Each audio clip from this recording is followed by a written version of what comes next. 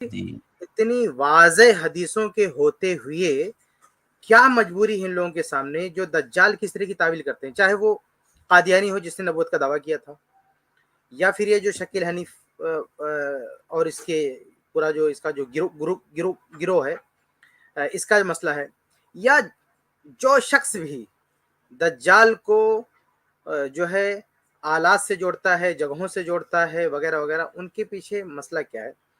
اصل میں یہ لوگ جو ہے ایک تو چالاکی کرتے ہیں اور دوسرا دوگلی پالیسی کے شکار ہیں۔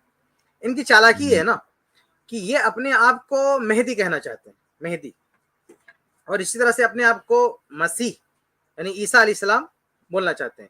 عیسیٰ علیہ السلام ایسا نہیں کہ جو عیسیٰ علیہ السلام نبی تھے ان کا دعویٰ کرتے ہیں، یہ کہتے ہیں کہ عیسیٰ علیہ السلام کا جو علامت قیامت میں ذکر ہے وہ تمثیل کے لیے ہے، یعنی ایک شخص آئے گا جو عیسیٰ علیہ السلام جیسے کام کرے گا، اور مہدی سے مراد تو خود کو لے لیتے ہیں۔ لیکن جب یہ اپنے آپ کو عیسیٰ علیہ السلام کہتے ہیں، عیسیٰ کہنے کا مطلب کیا؟ یہ کہتے ہیں کہ میں عیسیٰ جیسے کام کر رہا ہوں۔ تو ان کے بیانات آپ دیکھیں گے یا ان کی کتابیں آپ پڑھیں گے تو عیسیٰ علیہ السلام کی جو پیشین گوئی ہے، ہمارا عقیدہ کیا ہے کہ عیسیٰ علیہ السلام بالکل جیسے پیدا ہوئے تھے آسمان پر ہیں زندہ، اور اسی حالت میں اتارے جائیں گے، یہ ہمارا عقیدہ ہے۔ لیکن ان کا کیا کہنا ہے؟ کہتے ہیں ہم ہی عیسیٰ ہیں۔ یہ لوگ کیا بولتے ہیں کہ ہم ہی عیسیٰ ہیں۔ پھر جو حدیثیں ہیں عیسیٰ علیہ السلام کے تعلق سے، کہتے ہیں اس میں عیسیٰ علیہ السلام کی مثال ہے۔ جیسے کہا جاتا ہے کہ فلاں آدمی شیر ہے، اس کا مطلب نہیں وہ شیر ہے، جنگل میں رہنے والا جانور ہے، بلکہ بہادری بتانا مقصود ہے۔ تو کہتے ہیں کہ ایسے جن حدیثوں میں آیا ہے کہ عیسیٰ علیہ السلام آئیں گے تو اس سے مراد کوئی امتی ہی ہوگا، لیکن عیسیٰ علیہ السلام کی صفات اور ان جیسی خوبیاں اس کے اندر ہوں گی، اس لیے کہہ دیا گیا کہ وہ عیسیٰ ہوگا۔ تو اس طرح سے پھر یہ تعویل کرنے کے بعد اپنے آپ کو عیسیٰ علیہ السلام کی جگہ پہ رکھ دیتے کہ میں عیسیٰ ہوں۔ ایسے مہدی کے بارے میں تو مہدی تو نبی نہیں، تو بڑی آسانی سے کہہ دیتے ہیں مہدی علیہ السلام، مہدی کے تعلق سے جتنی صفات اپنے اوپر فٹ کر لیتے ہیں۔ اب ان کے سامنے پھر یہ دجال کی تعویل کیوں کرتے ہیں؟ پرابلم کیا ہے ان کے سامنے؟ دقت کیا ہے ان کے سامنے؟ دقت یہ ہے کہ مہدی اور عیسیٰ کا جب یہ دعویٰ کرتے ہیں تو حدیثیں سامنے آ جاتی ہیں کہ اس دور میں دجال بھی ہونا چاہیے۔ تو اگر یہ کوئی کہتا میں عیسیٰ ہوں، یعنی مثل عیسیٰ ہوں، یا کوئی کہتا میں مہدی ہوں، تو اب پرابلم یہ ہے کہ تم مہدی بن کے بیٹھے ہو تو دجال کدھر ہے؟ عیسیٰ بن کے بیٹھے ہو تو دجال کدھر ہے؟ تو اب یہ دجال کو کہاں سے گھسیٹ کے لائیں گے؟ تو اس لیے جو حدیثیں ہیں دجال سے متعلق سب کی تعویل کرنا شروع کر دیا کہ دجال سے مراد ٹرین ہے، دجال سے مراد امریکہ ہے، دجال سے مراد یہ ہے۔ تو کہتے دیکھو یہ ہمارے سامنے دجال موجود ہے۔ تو یہ ہے ان کی پرابلم۔ اس کو باریکی سے سمجھنے کی کوشش کیجیے کہ ان کے سامنے آخر مجبوری کیا ہے کہ وہ دجال کو کبھی جگہ بتا رہے ہیں، کبھی سواریاں بتا رہے ہیں، کبھی کچھ بتا رہے ہیں۔ تو یہ ان کی اصل چالاکی ہے جو میں نے آپ کے سامنے واضح کر دیا۔ اب دوگلی پالیسی کیا وہ آپ کے سامنے واضح کرتا ہوں۔ دوگلی پالیسی یہ ہے کہ دجال کو تو بتا دیا کہ کوئی علاقے کی جگہ ہے، کوئی علاقائی جگہ، امریکہ ہے، فرانس ہے، دجال ان کے نظر میں، لیکن مہدی کا میں ہوں، یعنی مہدی سے کوئی شہر مراد نہیں لیا۔ ابھی کچھ دن پہلے ایک شخص آیا تھا ہمارے پاس، ایسے مہدی کی بات کر رہا تھا، تو ہم نے دجال کے بارے میں پوچھا تو کہہ رہا دجال سے مراد یہ جگہیں ہیں۔ تو ہم نے کہا اگر دجال سے مراد یہ جگہیں ہیں تو پھر مہدی سے مراد سعودی عرب ہے۔ ہاں، مہدی سے مراد سعودی عرب ہے۔ اگر تم دجال سے مراد امریکہ لیتے ہو تو مہدی سے مراد سعودی عرب ہے۔ تمہارا شکیل بن حنیف کیسے مہدی ہو گیا؟ تو یہ مہدی کو جگہ کے معنی میں نہیں لیں گے، مہدی سے مراد ہوائی جہاز نہیں لیں گے یا کوئی ٹرین سفر نہیں لیں گے، کیونکہ اس کو اپنے اوپر فٹ کرنا نا۔ لیکن جب مہدی کا ٹائٹل اور عیسیٰ علیہ السلام کا نام اپنے اوپر فٹ کیا تو پرابلم یہ آ گئی کہ دجال کہاں گیا؟ تو دجال کو لایا، جگہ بول کے لے آیا، سواری بول کے لے آئے۔ تو یہ ہے ان کی دوغلی پالیسی کہ تم دجال کی تعویل کرتے ہو اور مہدی کو اپنے اوپر لا کے فٹ کر دیتے ہو، عیسیٰ علیہ السلام کو اپنے اوپر لا کے فٹ کر دیتے ہو۔ تو اگر دجال سے مراد جگہیں ہیں، جغرافیائی جگہ ہیں، تو پھر مہدی سے مراد بھی کوئی جگہ مراد لے لو، سعودی عرب کو مہدی بول دو، قصہ ختم ہے۔ لیکن خود اپنے آپ کو تو مہدی بولو گے اور دجال کو بولو گے امریکہ ہے، یہ تو نہیں چلنے والا نا۔ تو یہ ان کی دوغلی پالیسی ہے۔ تو یہ اصل پرابلم ہے جو جس کی وجہ سے یہ سارا فتنہ کھڑا کر رکھا ان لوگوں نے دجال کے بارے میں۔ ایک چیز تو یہ دو چیزیں میں نے آپ کے سامنے کلیئر رکھی، اس کو اچھے سے سمجھ لیجئے کہ یہ آخر دجال کو کی جو ہے تعویل کیوں کرتے ہیں، دجال کا الگ الگ معنی مراد لیتے ہیں، کیونکہ یہ جو دعویٰ کر کے بیٹھے نا مہدی کا، اس دعوے کے ساتھ دجال والی حدیثیں فٹ نہیں بیٹھتی، اس لیے خود کو عیسیٰ علیہ السلام بنا دیا، خود کو مہدی بنا دیا اور دجال کو ٹرین اور امریکہ بنا دیا تاکہ ہمارا دعویٰ ٹکرائے نہ حدیثوں سے. اور دوسرا یہ دوغلی پالیسی میں نے آپ کے سامنے واضح کیا کہ دوغلی پالیسی ان کی ہے کہ دجال کی تو تعویل کریں گے لیکن مہدی کو اپنے اوپر ایسے فٹ کر دیں گے کہ مہدی ہو. ٹھیک ہے. اچھا اب آگے بڑھیں. کچھ بہت چالاک قسم کے لوگ ہیں جو اپنی زبان سے یہ نہیں کہیں گے کہ ہم دجال کی جو احادیث ہے اس کے منکر ہیں, لیکن وہ صبح و شام ایسے ایسی تعبیر استعمال کریں گے, ایسی ایسی زبان استعمال کریں گے کہ آپ کے ذہن سے وہ دجال والا جو عقیدہ وہ ختم ہو جائے. جیسے اخباروں میں, اپنے مضامین میں, آرٹیکل میں, اپنی تقریروں میں کہیں گے یہ دجالی سسٹم, یہ دجالی نظام, یہ دجالی فلاں. تو یہ سب کو ایسے دجالی زبان سے نہیں بولے کہ ہم دجال کے منکر ہیں, لیکن تعبیر ایسی استعمال کریں گے دجالی سسٹم, دجالی نظام, دجالی فلاں, دجالی دھماکہ, دجالی فلاں. تو اس طرح سے رٹ رٹ کے بول کے آپ کے ذہن کو ہائیجیک کر لیتے ہیں اور آپ کے ذہن میں یہ اتار دیتے ہیں کہ یہی ہے دجالی. تو براہ راست اتنی ہمت نہیں کر پاتے, اتنی جرات نہیں کر پاتے. یہ میں شکیل بن حنیف یا مرزا غلام محمد قادیانی کی بات نہیں کر رہا ہوں, ان لوگوں کی بات کر رہا ہوں جو اہل سنت کے گروپ میں آ کے چھپے بیٹھے ہیں, تو اس طرح کی تعبیریں استعمال کرتے ہیں دجالی سسٹم وغیرہ کی. تو میں آپ کو دھوکہ دینا چاہتے ہیں اور آپ کو حقیقت سے آپ کے دماغ میں بٹھانا چاہتے ہیں کہ دجال سے متعلق جو احادیث ہیں وہ اس پر ایمان نہیں لانا چاہیے, اسی کو دجال سمجھنا چاہیے. ٹھیک ہے. اب آئیے میں آپ کے سامنے یہ واضح کر دوں کہ جب یہ لوگ دجال سے متعلق احادیث کی تعویل کرتے ہیں یا ادھر ادھر فٹ کرتے ہیں تو ان سے اصولی غلطیاں کیا ہوتی ہیں اور ایک عام آدمی کیسے بہک جاتا ہے. تو ایک عام آدمی کیسے بہک جاتا ہے, ان کے سامنے کچھ بھی بول کے کچھ بھی مطلب مراد لے لیتے ہیں. تو اس کو سمجھنے کے لیے کچھ اصولی بات آپ ذہن میں رکھیں.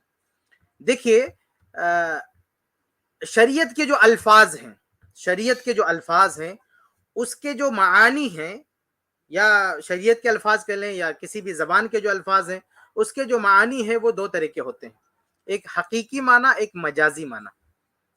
یعنی حقیقی معنی کس کو بولتے ہیں؟ حقیقی معنی جس چیز کے لیے وہ لفظ بنایا گیا, وہ لفظ کریٹ کیا گیا, وہ اس کا حقیقی معنی ہے. اور مجازی معنی کہ جس چیز کے لیے وہ لفظ بنا نہیں ہے اس کے جگہ اس کے بجائے کسی اور چیز کے لیے اس کو استعمال کر دیا جائے, اس کو مجازی معنی کہتے ہیں. حقیقی معنی اور مجازی معنی. تو کسی بھی زبان میں جب الفاظ استعمال ہوں گے تو ان کا حقیقی معنی ہی مراد لیا جائے گا. بائی ڈیفالٹ حقیقی معنی ہی مراد لیا جائے گا کسی بھی زبان میں, چاہے عربی لینگویج ہو, چاہے انگلش ہو, چاہے اردو زبان ہو. جیسے میں اپنی مثال دے دوں, جیسے ہماری مثال ہے, اگر آپ کسی شخص سے پوچھیں, کسی بچے سے پوچھیں کہ تمہارے والد کا نام کیا, ابھی جیسے مجھ سے کوئی پوچھے کہ تمہارے والد کا نام کیا ہے, تمہارے ابا کا نام کیا ہے, میں بولوں میرے ابا کا نام محب اللہ ہے. تو اب ابا کا لفظ حقیقی معنی کیا ہے, جو ریئل والد ہے اس کے لیے استعمال ہوتا ہے. لیکن آپ دیکھیں کہ چچا کے لیے بھی ابا کا لفظ استعمال ہوتا ہے, دوسرے الفاظ میں بھی استعمال ہوتا ہے. لیکن بائی ڈیفالٹ جو معنی استعمال ہو, جو معنی مراد لیا جائے گا, جب میں یہ کہوں کہ میرے ابا کا نام محب اللہ ہے تو سامنے والا کے ذہن میں کیا سمجھنا چاہیے؟ سامنے والے کے ذہن میں کیا رہنا چاہیے؟ اس نے ریئل میں اپنے باپ کا نام بتایا. وہ جا کے کہیں یہ نہیں بول سکتے کہ انہوں نے اپنے چچا کا نام بتایا یا اپنے پردادا کا نام بتا دیا یا فلاں کا نام بتا دیا. جو پہلا اور فرسٹ معنی ہوتا ہے ہمارے یہاں رائج ہے, وہی معنی جب کوئی بولے گا تو اس سے وہی معنی مراد لیا جائے گا, کوئی دوسرا معنی مراد نہیں لیا جائے گا. اب جیسے کوئی بولے کہ میں جنگل میں جا رہا تھا, میں نے ایک شیر دیکھا, تو اب آپ اس کے منہ سے یہ لفظ سنیں گے تو آپ کیا معنی سمجھیں گے؟ یہی سمجھیں گے نا کہ شیر جو جانور ہوتا ہے اسی کو دیکھا. آپ یہ نہیں کہیں گے کسی انسان کو دیکھا جو بڑا بہادر تھا. آپ یہ مجازی معنی دوسرا معنی نہیں لے سکتے. تو بائی ڈیفالٹ کسی بھی لفظ کا جو معنی مراد لیا جائے گا اس کا جو حقیقی ریئل معنی ہوتا ہے وہی مراد لیا جائے گا. اب ریئل معنی سے ہٹ کر جب مجازی معنی مراد لینا ہوتا ہے تو اس کے لیے کوئی قرینہ چاہیے. یعنی حقیقی معنی مراد لینا جب ممکن نہ ہو, امپاسبل, ہو ہی نہیں سکتا. یعنی کسی نے کوئی ایسا ورڈ یوز کیا کہ اسے حقیقت کے معنی میں استعمال لینا ممکن ہی نہیں ہے, تب سامنے والا کیا کرے گا؟ اس کو مجازی معنی ملے گا. جیسے مثال کے طور پر میں کہوں میرا بیٹا شیر ہے, تو اب چونکہ میں نے بیٹا بول دیا ہے تو اب یہ ممکن نہیں ہے، بیٹا جانور تو ہے نہیں، اب یہ ممکن نہیں ہے کہ آپ اس سے جانور کے معنی میں لیں، تو پھر آپ اس کو دوسرے معنی میں لیں گے، کیونکہ سیاق و سباق آگے پیچھے کچھ ایسے الفاظ ہم نے بول دیے کہ اب ممکن ہی نہیں ہے کہ اس کو معنی میں لیا جائے۔ تو یہ بات سمجھ لیجئے کہ مجازی معنی میں کسی بھی لفظ کا مجازی معنی تب مراد لیا جاتا ہے جب اس کے ریل معنی مراد لینا ممکن نہ ہو۔ اگر ممکن ہے ریل معنی مراد لینا تو آپ مجازی معنی مراد نہیں لے سکتے، پہلی بات۔ دوسری بات، جب بھی آپ کسی لفظ کا مجازی معنی مراد لیں گے، یعنی وہ معنی جس کے لیے وہ لفظ بنا نہیں ہے، وہ معنی آپ مراد لیں گے، تو اس معنی کو مراد لینے کے لیے الگ سے سپورٹنگ دلائل آپ کے پاس چاہیے۔ اگر میں بائی ڈیفالٹ جس لفظ کے لیے جو منع ہے وہ معنی مراد لیتا تو ہمیں الگ سے کوئی دلیل دینے کی ضرورت نہیں ہے۔ جیسے عیسیٰ علیہ السلام کے بارے میں، عیسیٰ علیہ السلام آئیں گے، اس سور کو قتل کریں گے، اب سور سے مراد وہی جانور ہے جو گھومتا پھرتا ہے، اب ہم اس لفظ سور خنزیر سے مراد وہی لیں گے، وہی معنی مراد لیں گے، جس لفظ کے لیے، جس جانور کے لیے لفظ بنا ہے، ریل جو معنی وہی معنی مراد لیں گے۔ اب کوئی کہتا نہیں اس سے مراد یہ ہے کہ برائیوں کو مٹانا، یعنی خنزیر نام کا جو جانور ہے وہ قتل کرنا مراد نہیں، اس سے مراد ہے کہ برائیوں کو مٹانا مراد ہے۔ اب یہ مجازی معنی مراد لے لیا، ایک الگ معنی۔ اب اس کی ذمہ داری کہ اس کو پروف کرے کہ دو چیز بتائے۔ پہلی بات، یہ جو خنزیر کا لفظ ہے اس کو حقیقی معنی مراد لینے میں کیا پرابلم ہے تمہارے سامنے، کیا دقت ہے بتاؤ، پہلے یہ پروف کرو۔ اور دوسرا، اگر تم نے اس کا مجازی معنی لیا تو سپورٹنگ دلیل کیا تمہارے پاس، کیا جس کو قرینہ بولتے ہیں، کیا قرینہ ہے کہ تم نے اس کو اس معنی میں لیا۔ اگر یہ دو چیز جو ہے ایکسپلین نہیں کر پاتا ہے تو پھر اس کا مطلب وہ چور ہے، وہ کھیل رہا ہے الفاظ کے ساتھ، اس کا معنی نہیں لیا جائے گا۔ تو آج ہمارے نوجوان یا عوام ہے، ان کو یہ سب باریکیاں نہیں پتہ ہے، کوئی بھی حدیث پیش کی جائے تو اس کا معنی گھما دیتا ہے، یعنی اس میں دیکھو یہ تو ہے مہدی کے بارے میں، لیکن اس سے مراد یہ ہے اور میں مہدی ہوں، کیونکہ اس سے ریل مارا حکومت کرنا مراد نہیں ہے، فلاں مراد نہیں، یعنی ہر لفظ کو اس کے معنی سے پھیر دے گا۔ دجال کے بارے میں جتنی بھی صفات ہیں دجال کی، ان ساری صفات کی کوئی نہ کوئی تعویل کر دے گا کہ دجال کے پاس جو ہے مارنے کی جو ہے صلاحیت ہوگی، یہ کرنے کی، اس سے کچھ مراد لے گا، کچھ کا کچھ مراد لے لے گا۔ دجال کانا ہوگا تو کانے سے کچھ اور ہی مراد لے لے گا کہ دنیا کو بیوقوف بنانے والا ہوگا، یہ مراد ہے کانا، حقیقی میں کانا مراد نہیں۔ تو اس کو ثابت کرنا پڑے گا اس کو۔ تو جو حقیقی معنی الفاظ کا وہی مراد لیا جاتا ہے جب آدمی کے پاس کوئی آپشن ہی نہ رہے، حقیقی معنی مراد لینے کے لیے کوئی آپشن ہی نہ رہے اور دوسرے معنی کے لیے دلائل آ جائیں، تب جا کے دوسرا معنی مراد لیا جاتا ہے۔ اور یہ دنیا کی ہر زبان میں ہوتا ہے، صرف عربی زبان کی بات نہیں ہے، دنیا کی ہر زبان میں ہوتا ہے۔ آج ہم اردو زبان میں دن رات ایسے جملے بولتے ہیں، سامنے والا جب سنتا ہے تو اسے حقیقی معنوں میں ہی مراد لیتا ہے۔ جیسے کوئی کہے کہ میں نے کھانا کھایا ہے، تو کھانا کا مطلب بھائی کچھ کھا کیا ہے، اس کا کوئی اور معنی نہیں سامنے والا سمجھے گا۔ ایک آدمی کہ مجھے بھوک لگی ہے تو اس کا کچھ اور معنی نہیں کہ بھوک سے مراد کھانا کھانا نہیں، کچھ اور ہی سوچ رہا ہے۔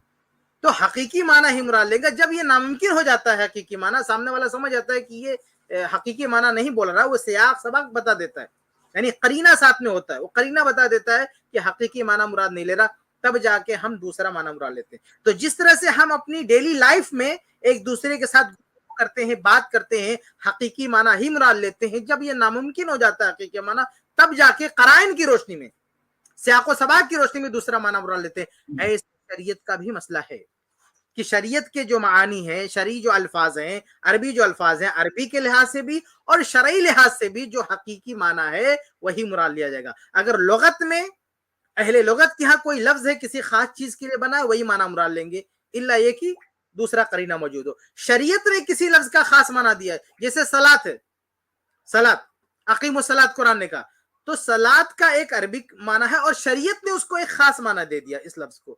تو اب جب شریعت میں یہ لفظ استعمال ہوگا تو اس کا حقیقی معنی ہی مراد ہوگا، یعنی نماز پڑھنا مراد ہوگا، نہ کہ دعا کرنا، الا یہ کہ کہیں پر یہ ورڈ آئے اور اس کے ساتھ کوئی قرینہ موجود ہو کہ نہیں یہ اس معنی میں ہے۔ ایسے زکوٰۃ ایک لفظ ہے، تو شریعت میں جب لفظ زکوٰۃ استعمال ہو تو کوئی شخص یہ نہیں کہہ سکتا کہ نہیں وہ جو 2.5% یا اس طرح کے جو نظام ہے زکوٰۃ کا جو پورا نظام وہ مراد نہیں ہے، کچھ اور ہی مراد ہے۔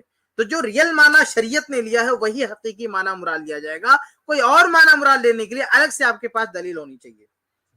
تو چاہے سلاد کا لفظ ہے, زکات کا لفظ ہے, صوم کا لفظ ہے, صوم کا لغوی معنی آپ دیکھیں گے رکنا, لیکن شریعت کے ہاں جب صوم بولا جاتا ہے من صام رمضان, تو صوم سے ایک خاص قسم کی عبادت مراد ہوتی ہے. یعنی ہماری شریعت میں لفظ صوم سے ایک خاص قسم کی عبادت مراد ہے. اب کوئی کہے کہ نہیں جو حدیث میں صوم کا لفظ ہے اس کا مطلب صبح شام بھوکا پیاسا رہنا, گالی گلوچ سے رکنا, برائیوں سے رکنا, یہ مراد نہیں ہے. کسی اور چیز سے رکنا مراد ہے. آپ کام کاج سے رک جاؤ تو یہ بھی ایک طرح سے روزہ ہو گیا, کسی بھی چیز سے رک جاؤ روزہ ہو گیا. تو اس طرح سے کھلواڑ, یہ تو الفاظ کے ساتھ کھیلنا ہو گیا نا, کہ کسی بھی لفظ کا جو چاہے آدمی معنی مطلب مراد لے لے. تو میں آپ کو یہ بتا رہا تھا کہ الفاظ کے دو معنی ہوتے ہیں, ایک حقیقی معنی اور اسی لیے الفاظ بنائے جاتے ہیں, وہی مراد ہوتے ہیں. لیکن کبھی کبھی جب حقیقی معانی مراد لینا ممکن نہیں ہوتا ہے تو اس کے مجازی معنی مراد لیتے ہیں, اور قرائن بتاتے ہیں کہ بولنے والے نے اس کو حقیقی معنی میں نہیں استعمال کیا ہے بلکہ مجازی معنی میں استعمال کیا ہے. تو سامنے والا بھی سمجھ جاتا ہے قرائن سے کہ یہ مجازی معنی میں استعمال ہے. تو ایسے ہی ہم ٹاپک پر آتے ہیں, ایسے ہی دجال سے متعلق جتنی بھی احادیث ہیں, ان احادیث میں جو بھی ذکر ہے انہیں ہم حقیقی معنوں میں ہی مراد لیں گے. مثال کے طور پر ایک دو چیزیں میں آپ کے سامنے بہت ہی اختصار کے ساتھ ذکر کرتا ہوں دجال کے بارے میں. جیسے دجال کے بارے میں یہ ذکر ہے بہت ہی واضح طور پر کہ وہ انسان ہوگا. رجل کا لفظ موجود ہے, صحیح بخاری حدیث نمبر 7128 میں آپ دیکھیں گے تو اس میں اللہ کے نبی صلی اللہ علیہ وسلم نے فَإِذَا رَجُلٌ جسیم کا لفظ استعمال کیا ہے. اللہ کے نبی صلی اللہ علیہ وسلم نے خواب کا ذکر کیا ہے اور اس میں رجل کا لفظ استعمال کیا ہے کہ وہ انسان ہوگا. ایسے اور بھی بہت ساری احادیث ہیں جس میں اس کے لیے رجل کا لفظ استعمال ہے. اور ایسے ہی صحیح مسلم کی بڑی ہی مشہور حدیث ہے کہ اس کو جو غار میں دیکھا گیا تھا, غار میں تمیم داری رضی اللہ تعالیٰ عنہ کی جو حدیث ہے, تو وہاں پہ باقاعدہ شخص یعنی بہت بھاری بھرکم آدمی ہم نے دیکھا, تو باقاعدہ اس کے لیے رجل کا لفظ استعمال ہے. اسی طرح سے آپ اور احادیث میں دیکھیں گے شاب کا لفظ استعمال ہے کہ وہ نوجوان ہوگا, ایسے ہی احمر کا لفظ استعمال ہے, ایسے ہی ممسوح العین کا استعمال ہے کہ اس کی آنکھ جو ہے کانا ہوگا, اور اسی طرح سے یہ بھی ہے کہ مکتوب بین عینیہ کافر, اس کے دونوں آنکھوں کے بیچ میں یعنی پیشانی پہ کافر لکھا ہوگا. ایسے ہی اس کے بال گھنگریال قسم کے ہوں گے, اور ایسے ہی وہ افحج ہوگا یعنی وہ دونوں ٹانگیں پھیلا کے چلے گا وہ, اور اسی طرح سے اس کا سینہ چوڑا ہوگا. اور اسی طرح سے حدیث میں باقاعدہ کہ ایک جزیرے پہ اسے صحابی نے دیکھا ہے کہ وہاں پہ وہ موجود تھا, وہاں پہ وہ بدھا ہوا تھا, باقاعدہ اپنی آنکھوں سے دیکھا ہے. اور یہ سب سے اہم حدیث ہے. یہ تو سارے تعویل اور ساری مطلب جو مجازی معنی لینے کی جتنے بھی راستے سب کو بند کر دیتی. باقاعدہ دجال کو صحابی نے اپنی آنکھوں سے دیکھ لیا, اپنی آنکھوں سے دیکھا, اور اللہ کے نبی صلی اللہ علیہ وسلم کے سامنے آ کے ذکر کیا. اور اللہ کے نبی صلی اللہ علیہ وسلم, جیسا کہ مسلم کی روایت ہے, منبر پر کھڑے ہوئے اور بتایا کہ ہم نے دجال کے بارے میں جو آپ لوگوں کو بتایا تھا اس کی سمجھے ایک یہ دیکھ کر آئے ہیں باقاعدہ ویسا. تو وہ تو اپنی آنکھوں سے دیکھ لیا. اب کہاں سے تم ٹرین امریکہ ادھر ادھر کی بات کرو گے بھائی, انہوں نے تو اپنی آنکھوں سے دیکھ لیا کہ یہ دجال ہے. تو دجال کی باقاعدہ جو بھی صفات ہیں وہ جسمانی صفات ہے, وہ انسان ہوگا, اس کے آنکھ ہے, اس کے پیر ہے, وہ بات کرے گا وغیرہ وغیرہ. تو یہ جتنی بھی صفات ہیں دجال کی, ان ساری صفات کو حقیقی معنی پر محمول کریں گے, اسے مجازی معنی میں محمول نہیں کر سکتے. اس لیے میرے بھائیوں, اگر آپ کے سامنے کوئی بھی چاہے قادیانی ہو, اچھا یہ کون لوگ کرتے ہیں, یہ قادیانی کرتے ہیں, یہ شکیل بن حنیف کے فالوور کرتے ہیں, یا یہ منکرین حدیث کرتے ہیں, تو یہ سب لوگ اس طرح کی تعویل کرتے ہیں. تو ان کو اس اصول سے پکڑو, ان کو فوراً گرفت کرو کہ یہ جو حدیث میں لفظ آیا ہے رجل کی آدمی ہوگا, تو تم نے ٹرین کیسے مان لیا, تم نے اس کو کسی علاقے کا شہر کیسے مان لیا. اب وہ کہے کہ نہیں رجل کے معنی یہ بھی ہو سکتا ہے, اس کا معنی جب تعویل پہ آئے تو فوراً اس کی گرفت کرو کہ بھائی یہ تم حقیقی معنی سے ہٹ رہے ہو, اس ورڈ کا تو یہ معنی ہوتا ہے, اس سے تم بھاگ رہے ہو, دوسرا معنی لا رہے ہو, تو اس کے پاس تمہارے پاس سپورٹنگ دلیل کیا ہے. بھائی تم بھی انسان ہو نا, کل تمہارا دوست ہم سے آگے کہے کہ فلاں آدمی انسان ہے, تو میں کیا مان لوں کہ وہ گھر کی بات کر رہا تھا, پیڑ پودے کی بات کر رہا تھا, تمہاری بات نہیں کر رہا تھا وہ. تو ہم اپنی ڈیلی لائف میں بھی یہی کرتے ہیں نا کہ کوئی آدمی کوئی لفظ استعمال کرتا ہے تو ہم اس کو حقیقی معنی میں استعمال کرتے ہیں, اسی معنی میں سمجھتے ہیں, الگ معنی مراد نہیں لیتے ہیں. الگ معنی مراد لینے کی دلیل چاہیے. تو ایسے دجال کے بارے میں جو بھی الفاظ ہیں, جو بھی صفات ہیں کہ وہ انسان ہوگا، وہ کانا ہوگا، وہ بات کرے گا، وہ ایسا چلے گا، اس کی پیشانی ہوگی، اس کو فلاں جگہ فلاں لوگ اس کی پیروی کرنے والے ہوں گے، فلاں جگہ وہ موجود ہے، اس طرح سے لوگوں کو فتنے میں ڈالے گا، یہ ساری صفات دجال کی حقیقی معنی میں ہے۔ جو شخص بھی اسے حقیقت سے پھیرنے کی کوشش کرے اسے پکڑ کے پوچھنا چاہیے کہ تم نے جو اصل حقیقی معنی چھوڑ کر دوسرے معنی مراد لیے ہیں، تمہارے اوپر یہ لازم ہے کہ اس کا الگ سے ثبوت دو۔ ہم ثبوت نہیں دیں گے، ہم حقیقی معنی مراد لے رہے ہیں تو ہمیں، کیونکہ بائی ڈیفالٹ وہی معنی مراد ہوتا ہے، لیکن جو آدمی حقیقت سے بھاگا کوئی اور معنی مراد لیا، اسے پکڑ کے پوچھنا ضروری ہے کہ تم نے آخر یہ کیوں مراد لیا۔ اب دیکھیں، میں بات کو ختم کروں گا۔ صحابہ کرام رضی اللہ تعالی عنہم کے حوالے سے میں ایک مثال دے دوں کہ صحابہ کسی بھی لفظ کا معنی حقیقی معنی ہی مراد لیتے تھے، حتیٰ کہ بعض دفعہ ایک لفظ حقیقی معنی میں مراد نہیں ہوتا تھا، یعنی معنی حقیقی مراد نہیں ہوتا تھا، مجازی معنی میں ہے وہ، لیکن چونکہ مجازی معنی کا پروف سامنے نہیں تھا، اس کا ثبوت سامنے نہیں تھا، تو صحابہ کرام نے اس مجازی معنی میں جو لفظ استعمال تھا اس کو بھی حقیقی معنی میں جو ہے لے لیا، اس کو بھی حقیقی معنی میں لے لیا، حالانکہ وہ مجازی معنی میں استعمال تھا، حقیقت کے معنی حقیقی معنی میں اسے استعمال نہیں کیا گیا تھا۔ اس تعلق سے بہت ساری مثالیں آپ کے سامنے مل جائیں گی۔ مثال کے طور پر ایک روایت، ایک واقعہ بڑا مشہور ہے، آپ سب نے سنا ہوگا، بارہ صحیح بخاری اور بہت ساری کتب حدیث میں یہ واقعہ موجود ہے الگ الگ الفاظ میں۔ اب اس میں سے ایک کتاب ہے الاحاد المسانی، ابن ابی عاصم رحم اللہ کی کتاب ہے، اس میں حدیث نمبر 3086 اور بہت ساری کتب حدیث میں واقعہ موجود ہے کہ اما عائشہ رضی اللہ تعالی عنہا فرماتی ہیں، کہتی ہیں کہ اللہ کے رسول صلی اللہ علیہ وسلم نے فرمایا کہ میری وفات کے بعد، یعنی جب اللہ کے نبی صلی اللہ علیہ وسلم اس دنیا سے چلے جائیں گے، تو اللہ کے نبی صلی اللہ علیہ وسلم نے اپنی حیات میں یہ پیشین گوئی فرمائی۔ کیا پیشین گوئی فرمائی؟ کہ میرے بعد مجھ سے میری بیویوں میں اس کی ملاقات ہوگی اطولکن یدن، جس کے ہاتھ سب سے زیادہ لمبے ہوں گے، جس کے ہاتھ سب سے زیادہ لمبے ہوں گے۔ اب ہاتھ لمبے ہوں گے کیا مطلب؟ ظاہر سی بات ہے جو ہمارے جسم میں جو ہاتھ ہوتا ہے وہ لمبا ہوگا، تو تمام ازواج محترات نے بالاتفاق اس الفاظ کو کس معنی پہ محمول کیا کہ ریل میں ہاتھ لمبے ہوں گے اور وہ ایک دوسرے کے ہاتھ ناپنے لگے، یعنی جسمانی ہاتھ کو ناپنے لگے کہ کس کے ہاتھ لمبے ہوتے ہیں۔ سب نے بالاتفاق، یعنی کسی ایک ازواج مطہرات میں سے کسی ایک نے بھی یہ نہیں کہا کہ یہ مجازی معنی ہو سکتا ہے، سب نے اس کو حقیقی معنی میں لیا۔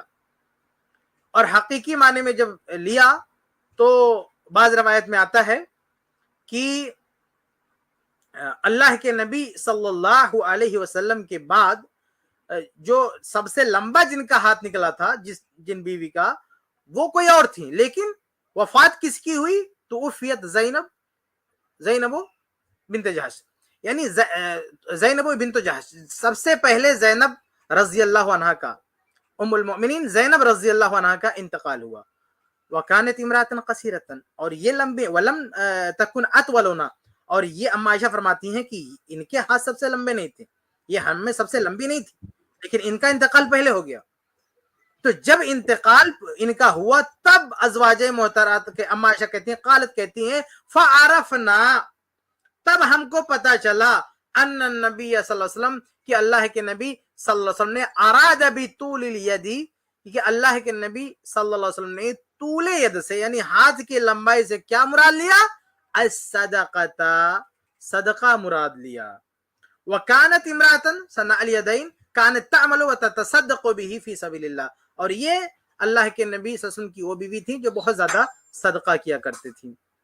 ذرا غور فرمائے اس واقعے میں کہ اللہ کے نبی صلی اللہ علیہ وسلم نے مجازی معنی میں بولا تھا وہ، لیکن چونکہ مجازی معنی مراد لینے کی دلیل نہیں تھی آس پاس، تو اس لیے تمام ازواج محترات نے اس کو ریئل معنی میں لے لیا، اور بعد میں جب دلیل سامنے آ گئی، قرینہ سامنے آ گیا کہ پہلے تو ان کا کیسے انتقال ہو گیا، ہاتھ ان کے لمبے تھے، انتقال ان کا کیسے ہو گیا، تو دوبارہ غور کیا تو پتا چلا یہ سب سے زیادہ صدقہ کرتی تھی. تب ازواج مطہرات نے کہا نہیں، یہ صدقے کے معنی میں ہے. اس طرح سے مجازی معنی مراد لیا جاتا ہے جب ممکن نہ رہ جائے اور آپ نے دجال سے متعلق کچھ بھی اٹھا کے فٹافٹ، یعنی پہلے ہی مرحلے میں آپ نے اسے مجازی معنی میں لے لیا. آپ دیکھیں صحابہ کرام کو دیکھیں، جو مجازی میں اس کو بھی مجازی میں نہیں مراد لے رہے ہیں کیونکہ اس کی دلیل ان کے سامنے نہیں ہے اور آپ کے سامنے کوئی دلیل نہیں ہے، اور جو حقیقی معنی اس کو بھی مجازی معنی میں مراد لے رہے ہیں.